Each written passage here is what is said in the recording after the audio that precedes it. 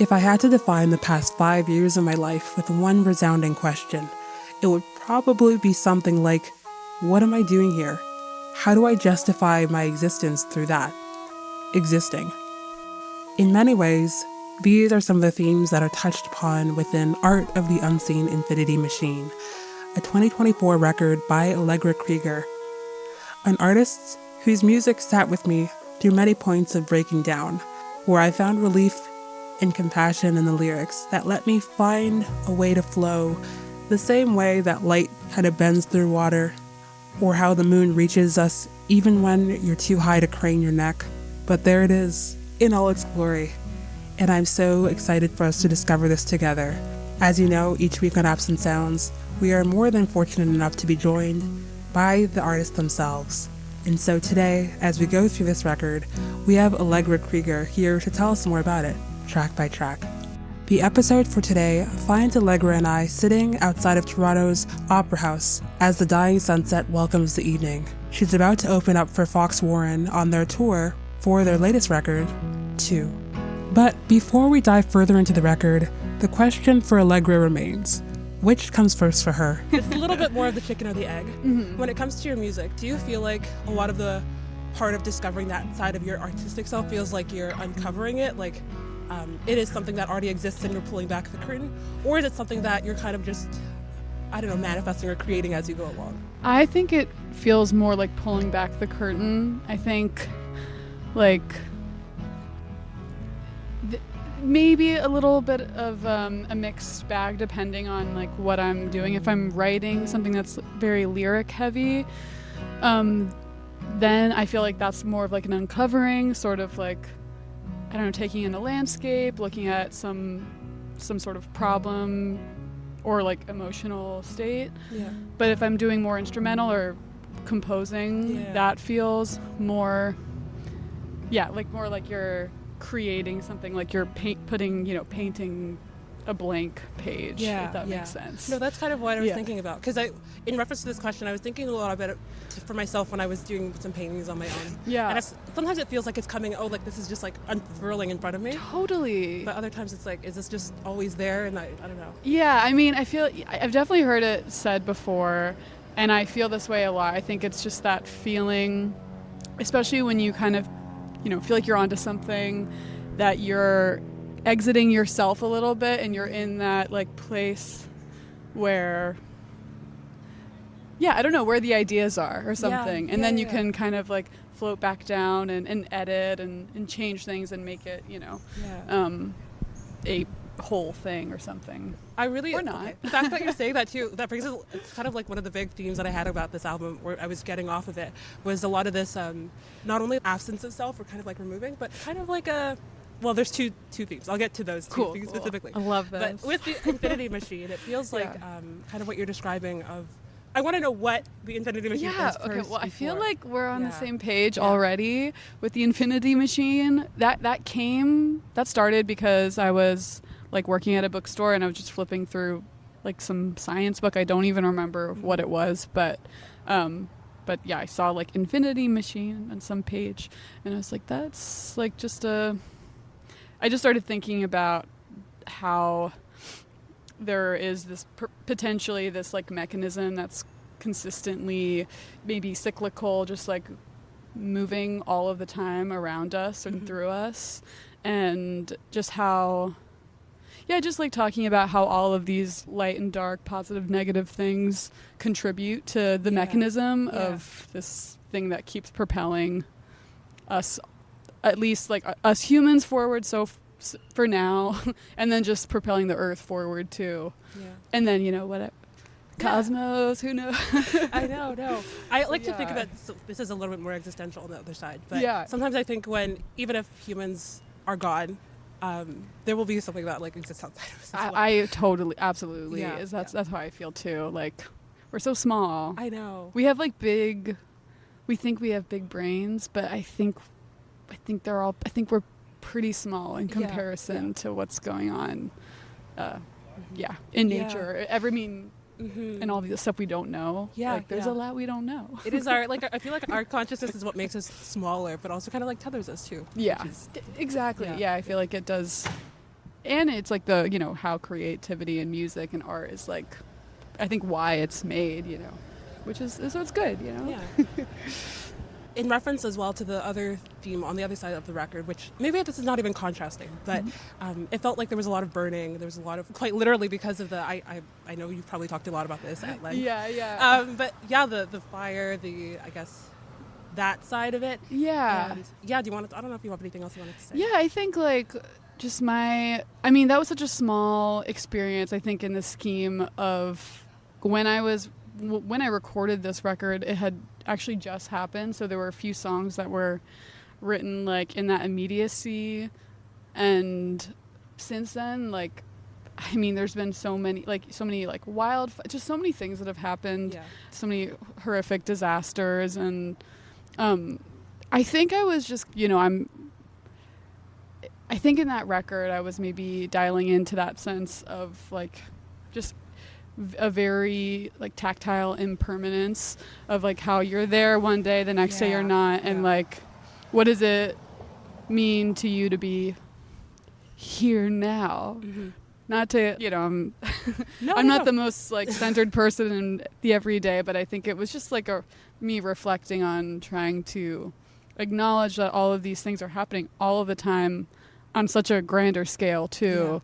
And then and just like that, just thinking about that blip of what humanity is and what we do while we're here. I don't know if that there's so much stuff from that I could pull. Definitely brings us to a lot of the things I'm going to ask you about in a bit. But I want to bring us now to the first track off the record, which is Roosevelt Avenue. And that brings us to like the tangible. As soon as the song comes in, it feels like it's there's so much motion in it that starts us off forward. Could you tell us a little bit about that track? Yeah, that one I wrote, I think it used to be, so I wrote it, actually I had this day where I had just moved into like my temporary like I was living in like a hotel that the city put people in my building up in while they did construction. And that hotel was like a little bit of a trip. It felt like it was stuck in time, and everyone who lived there had been displaced by some other either like a flooding in the apartment, a fire. A lot of people that came from fires, and that was just like a really surreal experience. Kind of meeting some of those people, hearing where they were at, you know, like a year, 2 years later, and still living in this hotel. And then I went to Queens. I was with my partner, and we were just like, it was also like a really smoky day outside. I think there were like wildfires, potentially, like maybe even coming from I don't know exactly. But it was like a hazy day. There's a lot going on. The world's burning. There always is, But it was kind of like a smoky day, and we were just walking down the street called Roosevelt Ave, and there's a lot of amazing restaurants and just like a lot of life there. And it was just a really beautiful sunset, and it just felt like a nice little, like a weird moment in time where I don't know, just felt very dialed into kind of all the little details that were passing me by. I think that's actually a really good point. Something about sunsets for me as well really dials me into the moment, or if I really try and focus and say, okay, I don't know, it's like a prayer. Sometimes it feels like to the sky, to the sun. You know absolutely. What I mean? Like it feels like it's outside. And it's hard to, I mean, it's like the cliche, it happens every day, you know? It's like, but it's hard to catch it. And when you do, especially in like a city, I'm sure in Toronto, similar, it's like a little bit more, it feels more impactful or something, because it's like you're surrounded by so many like man-made things that you're like, oh yeah, this is insane what's happening above me in the sky. And I wanted to use that as like a good segue for the next track, which is Never Arriving. Because of the way that these two tracks I feel like really emphasize like a lot of erasure of the edges outside of yourself. And for this track, was that intentional? Like, do you find the formlessness of that we're reaching for in those songs is intentional? I feel like that song in particular is really feels just like about that, like it's just kind of short and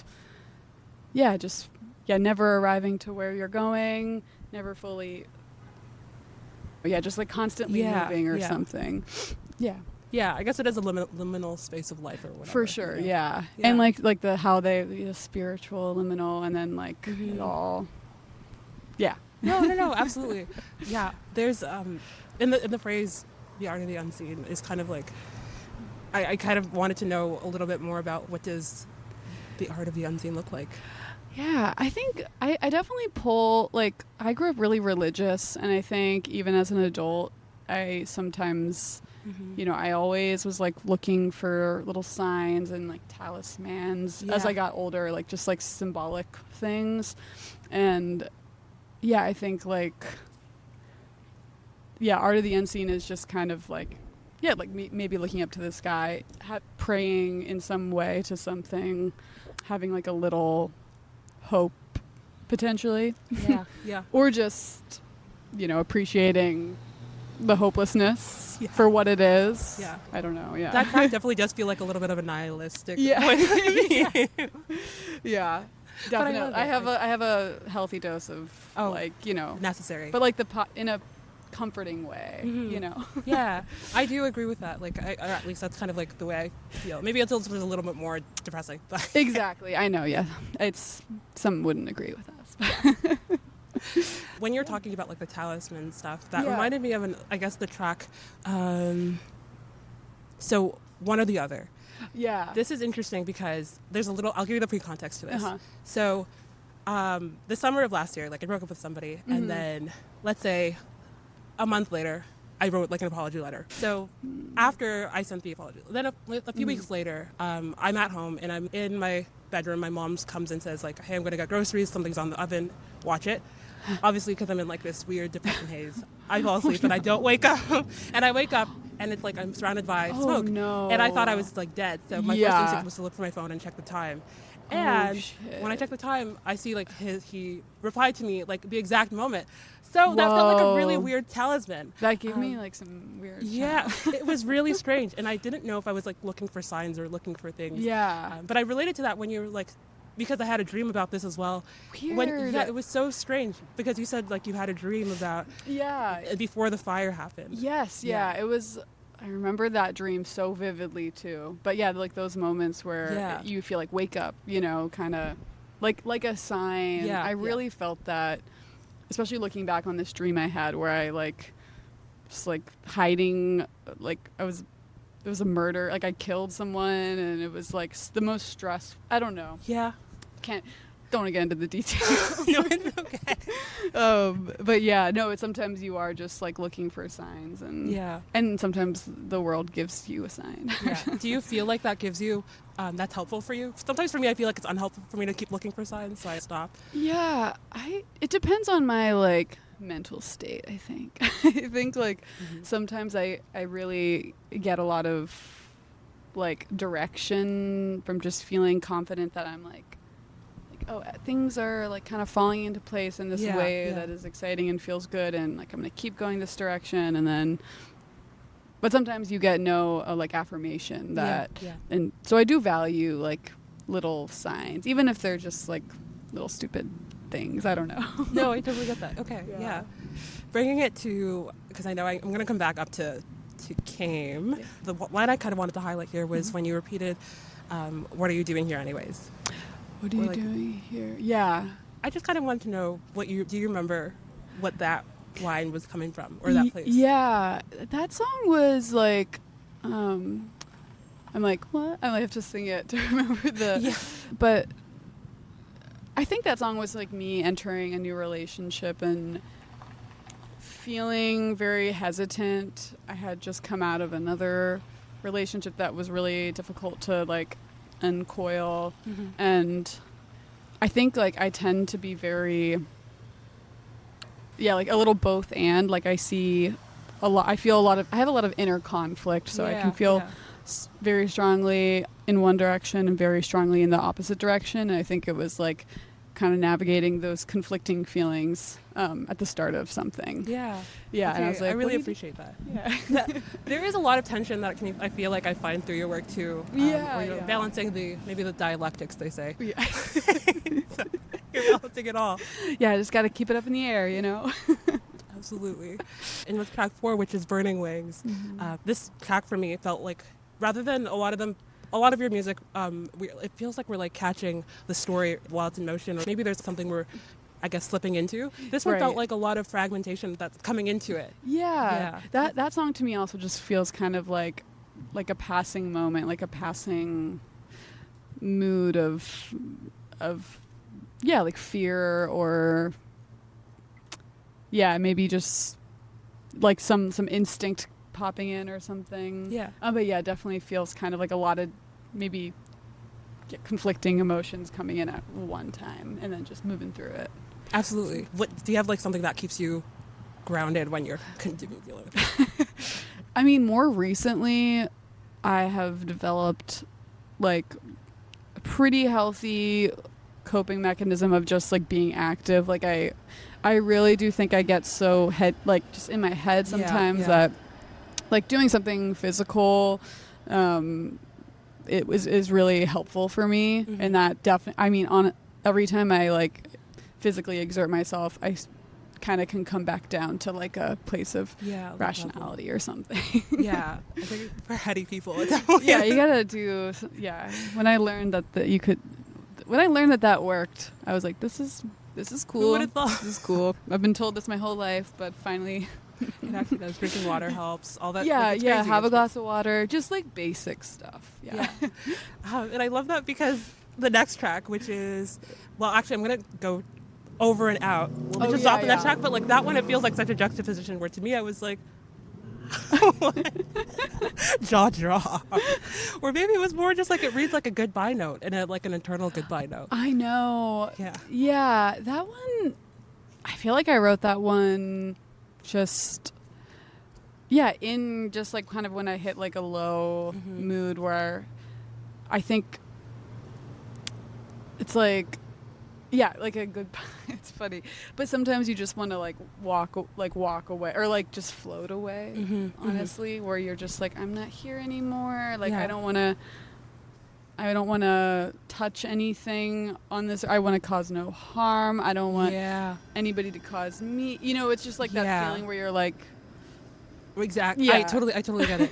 That it might be slightly like childish emotion expressed in a way that is, but no.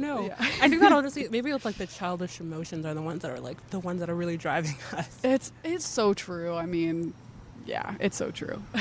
When you say like floating away, it makes me think of another question I had related to the track before that, which is, I'm so happy I cannot face tomorrow. Right. I love the title here because it just feels so, I don't know. One thing I'd like the juxtaposition that you kind of embrace. Yeah. But the question I had here, once again, the pre-context, I was sitting in the car and I do this thing sometimes where it's related to the line where you say like, with its potential of taking you away.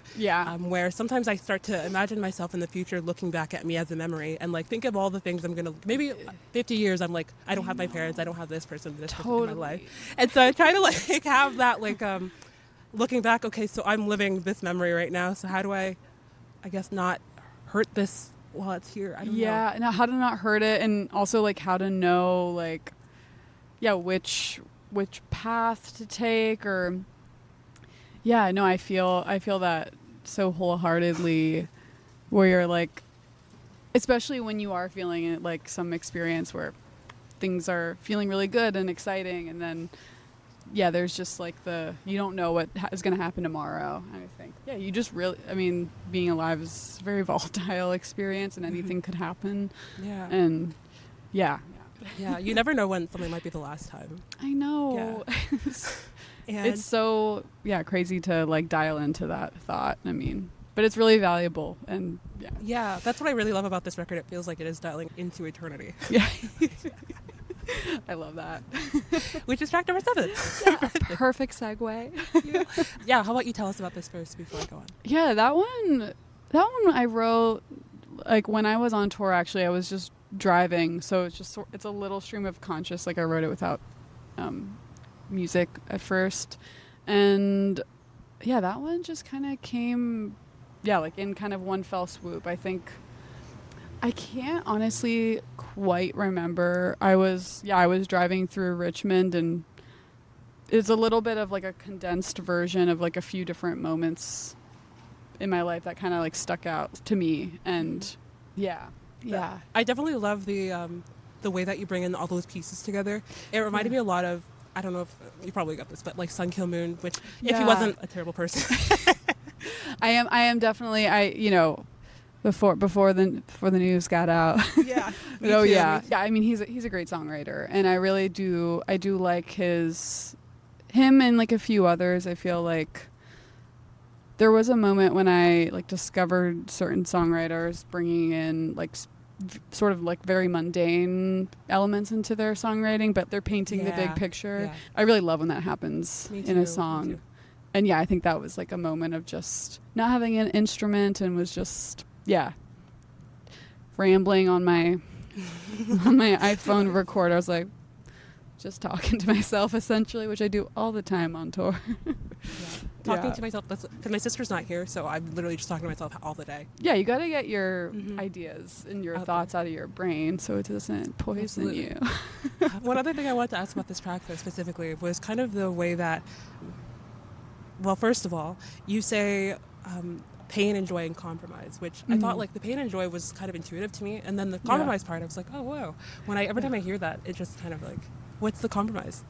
I think the pain and the joy, and then like to live like amongst other people, whether it's relationships, friendships, or like a community or city or whatever. I think like the compromise is that it should never be all pain. It should never be all, it can't in an interpersonal sense, but like just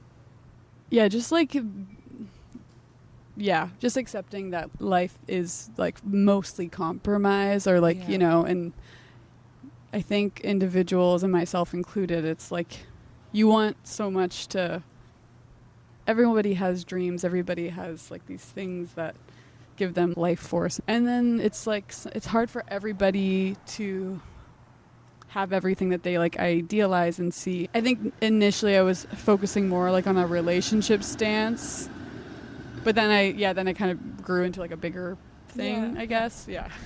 I think that's kind of interesting how that works. A lot of things, or my favorite things, are like they start off small and then it kind of like, oh, this is kind of how. Yeah. At the end, there's like some kind of sampling that happens, or like. At the end, or I don't know if it's a sample. The little piano. Yeah, that was just like a little piano improvisation thing that I did. It's like, it was recorded on my phone. It's like a voice memo. I really love it. And and then the end, I think we like cut it and then did a little repeat action. I love it. But yeah, just a little, not doodle. What's the like doodle form in music? The little. I don't know. It's whatever it goes. Yeah, a little like. It is beautiful. Yeah. Yeah. With Absolve, that one, I feel like that's probably like, well, when we reach like the halfway point of the album, then it's like the tears start coming out. Yeah. When you start listening. And I think for me, the interlude heading into Absolve is where it hits me a lot. Cool. I'm really curious. I also feel very sensitive around that point in the album. Tell me about it. Yeah, Absolve, I think, is like that. That one was like an older song, and I just kind of had remembered it like when I was in the studio, and I was like, should we just record it, And it's kind of it ended up being like one of my favorites.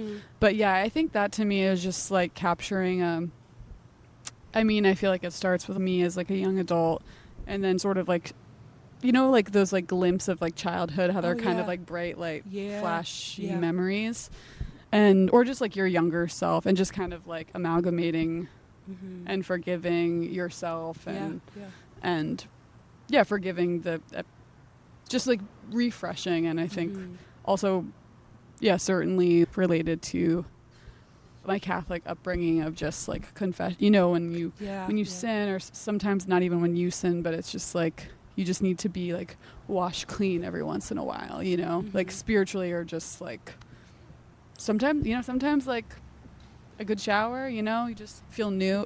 Just like, or go into the ocean, and it's like fully, I mean, that song feels like it happens part in a like city and part like on a beach, I feel like. Yeah. You know, but it exists in so many planes. yeah. When you mentioned the childhood part, it reminded me a little bit of the loving kindness meditation. I don't know if you've ever done that. No. It's probably like the one thing that actually kind of helped me break through a lot of this like self-loathing thing. Yeah. So you're basically, you imagine like yourself walking into a room and then you're sitting there and yourself, or if you can't do it, use a mirror. Mm-hmm. And then you're like, you see the pain, you see the hurt that this person has gone through. And then there's a whole thing you can go through, but then it'll be like, may you be well, may you feel peace. And like, you just talk to that person. Aww. And it, honestly, there's something about, I guess, remembering the little you or the other Yeah, you. like checking back in with like the baby that we all were. Exactly. That's sweet. I've never heard of that, but yeah. It's really good. That's cool. We did talk about one or the other. Yes. Yeah. And one question I had about that was more about the binaries of, do you think that life is really able to exist in binaries, like life and death, or is it just like a trick of the language that we use? I really don't know. I mean, I tend to err on the side of that our spirits are recycling potentially, and like I have no idea what happens after life. But I think in that song, as we know it now, or at least as I understand it, it's like sometimes you're so focused on all these things that you plan to do or want to do, or just like little daily stresses, like work sucks, whatever. And then, but like this is the living that's like happening right now. And like this is all of it. And then so it's this or it's just nothing. Or you just are dead, And like, and we don't know what that is. Mm-hmm. Or I don't. I'm just like, we'll see. We'll see. And it could be a lot of different things, or it could be nothing, But I feel like that was just like it's like you're here or you're not here. Yeah. At least on this earth. Yeah.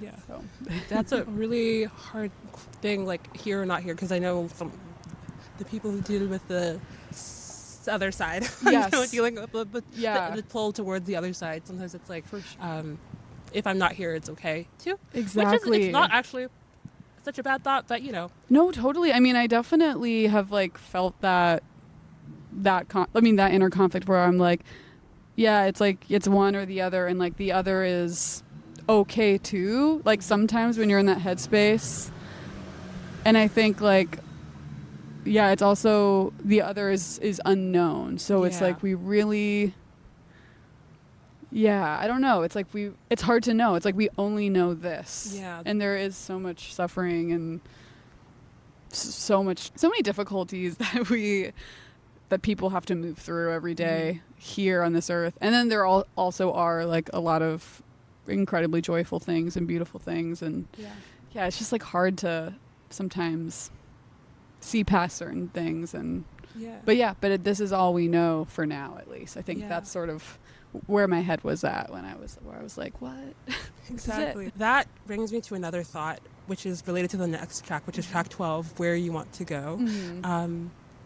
Because there is kind of like a lot of the destination, like the arriving, but like the arriving is not the actual part, not the destination, Right, yeah. It's all about the journey. Yeah. But sometimes I think that it's like the wanting that makes it so painful before, like, rather than even arriving. Not exactly. Yeah, like the desire, like how like desire is, like desire is kind of like the thing that is so hurtful, because the getting feels different than what you thought or what you maybe wanted. And it's like, I don't know. Tell me a little bit about where you want to go or what that means to you. Yeah, I'm like, that track to me is so, I was like very, I think, feeling a little depressed when I wrote it. So like that track for me is like I tend to, in music, find like a lot of relief in just being able to say things that are typically not okay to say in pub, or just like, talking about, like just things that are not maybe, or that are more taboo. And so I find a lot of relief in like writing those emotions and feelings into a song, and that is helpful to not like dive so deep into those feelings. And I think, yeah, I guess unrelated to the song, where I want to go in my life, my healthy life, which is, it's like I ebb and flow, but yeah, I think I just want to go towards making a positive impact on like my loved ones, keeping grounded and like it's just like staying aware of like my place in this whole sort of equation. Yeah. And when I talk, I'm like, I'm like practicing gratitude. Like, this is maybe not how I am in my like everyday life, but it is like a reminder, I think. I think music to me is like, sometimes it's like when I write, it's like the worst parts of myself and like the best parts of like what I aspire to. Yeah. And like trying to find all of the connections between those. And yeah, and I think where I want to go, I'm like, I feel pretty good where I'm at right now, just I'm healthy, and I have a place, a really just safe place to live, and yeah, so I'm feeling good where I'm at right now. Well, I'm in Toronto for some reason. Like that's so I'm like, it's crazy to just be in all these like random cities. It's so cool. And like I feel like touring so much, like you forget you're like I'm in Toronto playing a show, and that's really kind of all I wanted. Like asked me like 5 years ago, it's like all I wanted to do was tour. So yeah, so feeling good. Yeah. I love that. Yeah. Man. And I guess all roads seem to lead to New Mexico for the end of the track. For the end of the record. I guess to close off the little track by track, can you tell us what this one stands? That was like just sort of a little folk song I wrote when I was on tour in 2022, I think. It was like a little DIY tour that I had booked, and I was driving this car that was like it was like a hand-me-down car from my friend's brother that was just like sitting in the desert, and they were like, you can take it if you need to get across country, because I was planning to do a bus tour. But I took this car, and it felt extremely dangerous, but I did drive it across country. Wow. Impressive. And I feel like there were just like all of these, it was just a really memorable, looking back, it was a really memorable tour. I was by myself. And I wrote that song when I was in New Mexico. I was having like some car troubles and pulled over in Truchas, New Mexico, and just kind of took a moment to play my guitar before figuring out some more logistics and, some light reflection on my life. And I was listening to a lot of Townes Van Sant at the time too. So it's super heavily influenced by like a Townes song. But yeah. Yeah, thank you for having me and being flexible with, Yeah, I can't wait to hear you tonight at the show. Thanks, Yeah. Did you have any other last words to say before we end? Nothing's coming to mind. I hope everyone has a good day today, wherever you're listening to this. Yeah, I always like to say have a good afternoon, evening, or good night, wherever you are. Thank you, truly, Allegra, for joining me on today's episode of Apps and Sounds. And thank you, dear listener, for charting the waters with us. I hope you get the chance to see Allegra live at some point in your life, because I was transfixed for the entirety of her performance. My name is Weajue, and this has been Apps and Sounds on CJAM.